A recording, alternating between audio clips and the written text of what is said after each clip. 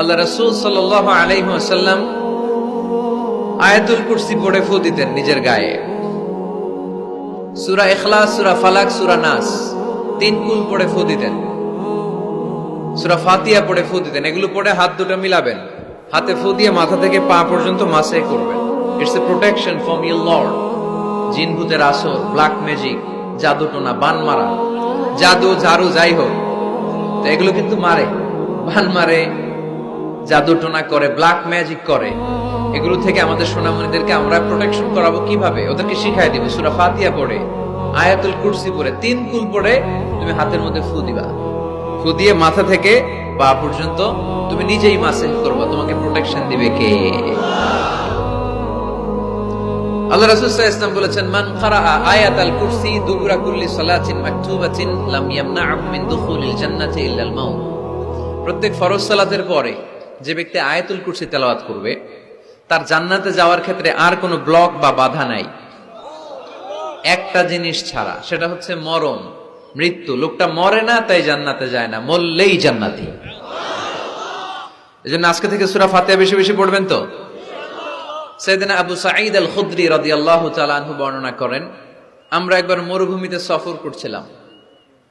হঠাৎ দেখলাম মানুষের জটলা ডিঙ্গিয়ে ভেতরে যেয়ে দেখি এক লোক শুয়ে আছে, আর অন্য লোকেরা মন্ত্র পড়ে ফু দিচ্ছে। উল্টা পাল্টা মন্ত্র পড়ে ফু দেয় না, সুমন্তর সু, কালিকুত্তার গু। আমরা ছোটবেলায় শুনতাম বাচ্চারা এরকম ছুমন্তর ছুমন্তর ছুমন্তর ছু, কালিকুত্তার। এগুলো পরে ওরা মন্ত্র পড়তো। তো উনি যে দেখলেন কি কি মন্ত্র পড়ে এই লোককে ফু দিচ্ছে, উনি বললেন কি হয়েছে? সবাই বলল, আমাদের নেতা সাইয়্যিদুল হাই, হাইমানি গোত্র, এই গোত্রের নেতা সাপ কামড় দিয়েছে, বিষে এমন নীলাভ হয়েছে দেহ, মনে হয় মারা যাবে। কি করা যাবে? তোমরা কি কোনো রুকিয়া ঝাড়ফুঁক জানো? উনি বললেন জানি। তাহলে আসো একটু ঝাড়ফুঁক করো। উনি বলল শর্ত আছে, আমাদেরকে ছাগল দিতে হবে, এক পাল ছাগল। আরেক বর্ণনায় এসেছে 30টারও অধিক ছাগল। সবাই বলল, আমাদের নেতা, এর যদি কিছু হয়ে যায় আমরা নেতৃত্ব শূন্য হয়ে যাব, ছাগল লাগুক আর ওট লাগুক, তুমি আসো। বাড়ি বাড়ি যে ছাগল এনে, ছাগল রেডি। সাইয়েদনা আবু সাঈদ আল খুদরি রাদিয়াল্লাহু তাআলা আনহু পড়তে আরম্ভ করলেন, আলহামদুলিল্লাহি রাব্বিল আলামিন আর রহমানির রহিম মালিকি ইয়াউমিদ্দিন ইয়্যাকা না'বুদু ওয়া ইয়্যাকা নাস্তাঈন اهدنا الصراط المستقيم صراط الذين أنعمت عليهم غير المغضوب عليهم ولا الضالين। পড়েন আমিন। উনি এটা পড়ে ফু দিলেন। ফু দিতে দেরি, মুহূর্তের মধ্যে সোয়া লোকটা বসে গিয়েছে। আবার ফু দিছে, এবার দাঁড়ায় গেছে। আরেকবার ফু দিছে, হাঁটতে শুরু করছে, একেবারে সুস্থ। সবাই তো অবাক, টাসকি খেয়ে গেছে। আবু সাঈদ আল খুদরি রাদিয়াল্লাহু আনহু বলে, টাসকি পরে খাও, আগে ছাগল দাও। কারণ ছাগল দেওয়ার কন্ডিশন ছিল না। ওরা ছাগল নিয়ে আসছে। সাইয়েদনা আবু সাঈদ আল খুদরি রাদিয়াল্লাহু তাআলা আনহু আনন্দে এবার ছাগল নিয়ে সাহাবাদেরকে নিয়ে রওনা। পথিমধ্যে লেগেছে প্রচন্ড ক্ষুধা।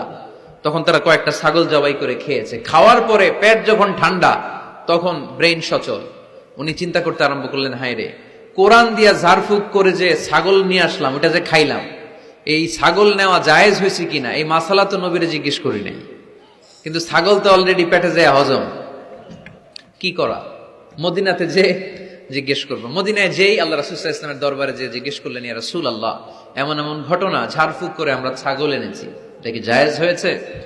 আল্লাহ রাসূল সাল্লাল্লাহু আলাইহি ওয়াসাল্লাম বলে, জায়েজ হয়েছে মানে অবশ্যই জায়েজ হয়েছে। কোরআনের দাম বাড়ায় দিয়ে আসছো মিয়া, ছাগল কিছু থাকলে আমার ঘরেও পাঠায়। সুবহানাল্লাহ পড়তে পারলেন না?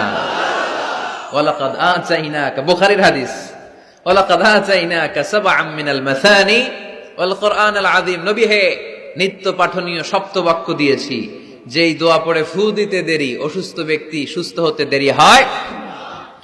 এজন্য আল্লাহ ইরশাদ করেন, অনুনাজ্জিলু মিনাল কুরআনি মা হুয়া শিফাউ ওয়া রাহমাতুল লিল মুমিনিন ওয়া লা ইয়াজিদুয যালিমিনা ইল্লা খাসারা।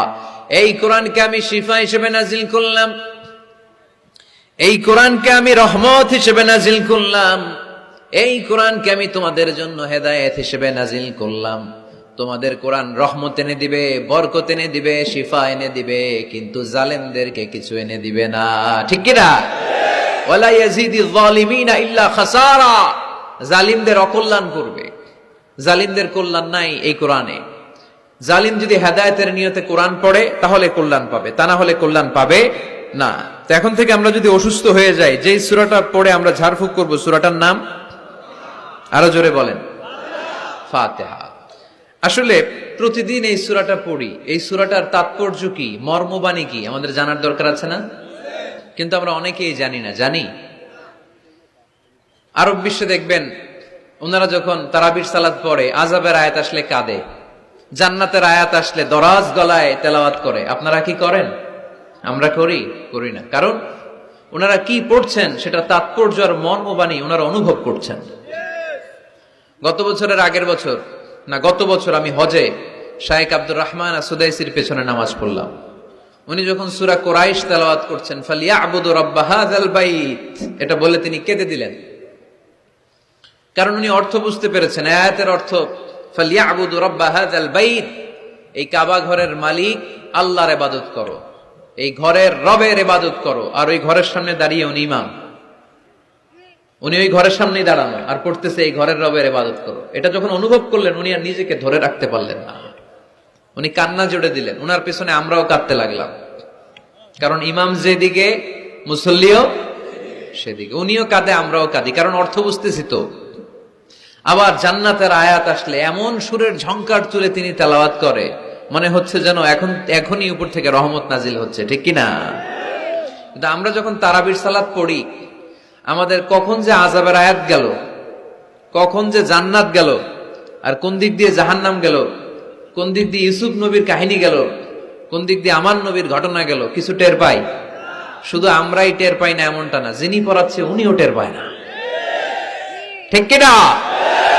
এজন্য আমাদের চোখ দিয়ে দাঁড় দাঁড় করে পানি নামে না, আমরা অশ্রুসিক্ত হই না। জান্নাতের আয়াত আসলে আমাদের মজা লাগে না, কোরআনটারে মজা লাগাইতে হবে। ঠিক কিনা? বুঝতে হবে মাতৃভাষায়। স্মার্টফোন ইউজ করেন কারা কারা দেখি? ওরে আল্লাহ, সবাই স্মার্ট তো দেখি, এত স্মার্ট মানুষ এখানে থাকে। তো এই স্মার্টফোনের ভেতরে কিন্তু কোরআনের অ্যাপস ডাউনলোড করা যায়। কোরআনের অ্যাপস ডাউনলোড করবেন, করে আপনি পড়বেন, যা বলার আল্লাহ সব বলে দিয়েছে, নতুন করে আর কিছু বলবে না। বলবে? এই কোরআন শুরু হয়েছে বিসমিল্লাহির রহমানির রহিম দিয়ে, বা দিয়ে, আর শেষ হয়েছে যে সূরা দিয়ে, সূরাটার নাম সূরাতুন নাস। ওই সূরার শেষ আয়াতটি এরকম, মিনাল জিন্নাতি ওয়ান নাস, শেষে সিন। বা আর সিন মিলালে কি হয়? বাস। এবার বাসে চড়ে কিশোরগঞ্জ শহর যাবেন? এই বাস কি ওই বাস? না, এই বাস মানে যথেষ্ট, বাস মানে এনাফ, সাফিসিয়েন্ট। মাঝে মাঝে এরকম হয়, আমরা খাচ্ছি, আমাদের পাতে খাইতে পারি না, আরো তুলে দেয়, কারণ হুজুর একদিন পাইছে, খাওয়াই আজকে মাইরা ফেলবে। তো আমরা বলি বাস বাস, আর লাগবে না ভাই, আর পারছি না, বাস মানে যথেষ্ট আমার জন্য। তো আল্লাহ বুঝাতে চাইলেন 30 পারায় যা দিয়ে দিছি হেদায়েতের জন্য, বাস যথেষ্ট, নতুন করে কোনো কথার দরকার নাই। চিল্লায় বলেন ঠিক কিনা? It's a problem solving methodology, it's not a problem creating methodology. Quran কখনো প্যাচ লাগায় না, প্যাচ খোলে। এই যে সুতা দিয়ে বাঁধতে গেলে অনেক সময় প্যাচ লেগে যায় না, এটার কি বলেন আপনারা? গিট্টু। এই কোরআন কি গিট্টু লাগায় নাকি গিট্টু খোলে? সমস্যা তৈরি করে না সমাধান এনে দেয়? সমাধান চাও যদি জীবনে মরণে, ফিরে যাও খোঁজে নাও, চোখ রাখো কোরআনে। ঠিক কিনা? পড়েন সবাই। সমাধান চাও যদি জীবনে মরণে, ফিরে যাও খোঁজে নাও, চোখ রাখো কোরআনে। If you want the solution this দুনিয়া এন্ড আখিরা, go back, have a look to the holy কোরআনে। তাই না? সমাধান যদি চাই, চোখ রাখতে হবে কোথায়? নাকি এটিএন বাংলার পর্দায়? আসিতেছে আগামী শুক্রবার ওই পর্দায়, রঙিন পর্দায়, রূপালী পর্দায়, যেই বইয়ের দিকে চোখ রাখতে হবে বইটার নাম কোরআন। কোরআন, প্রিফেস অফ দ্য বুক।